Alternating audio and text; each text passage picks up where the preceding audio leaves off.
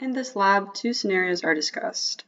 We are trying to find the mass of a black hole, and in the second, we're trying to find the initial velocity that a spaceship needs in order to launch from a planet, come near a black hole, and then leave from the system. Newton's second law is used to help determine the forces acting on the star, update velocities, and update positions, and the coding platform used is CloseScript. For the first part, our code, we entered our email to generate a unique star trajectory. We then edited the representations for the vector quantities. We inserted our initial conditions of the mass of the star and the delta t, which was the amount of seconds in 1 day. Now we move along to the video itself.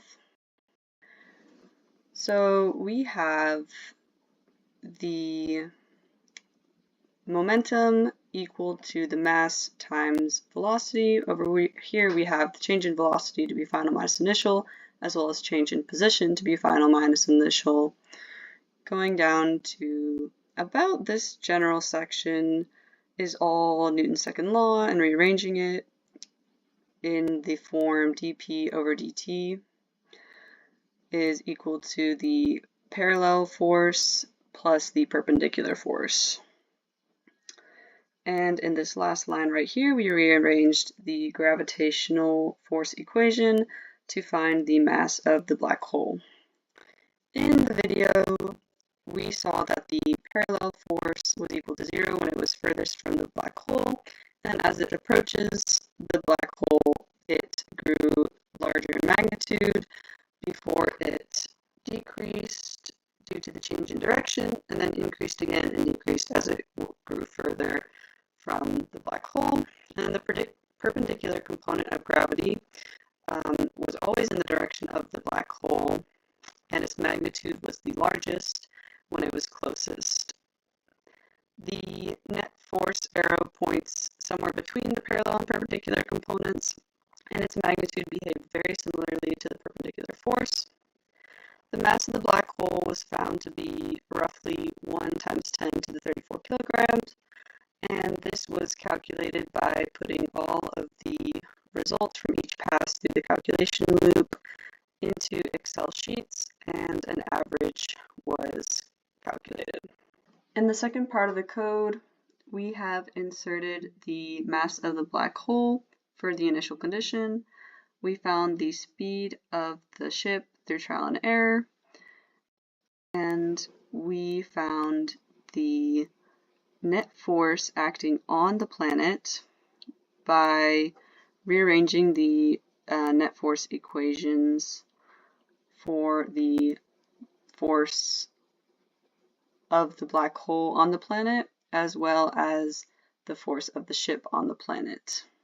We also found the net force on the ship by finding the net force of the black hole on the ship and the force of the planet on the ship. We used Newton's second law to determine the planet's velocity and position, as well as the ship's velocity and position. A possible initial velocity for the spaceship is -5 times 10 to the 7 meters per second on the x-axis and 2 times 10 to the 6 meters per second on the y-axis. These speeds are again reached by trial and error, and the net forces acting on the spaceship are the gravitational force from the planet and the gravitational force from the black hole, while the net forces acting on the planet include the gravitational force from the black hole and the spaceship. For the what does it mean question, the net force and its components are not observable to the eye.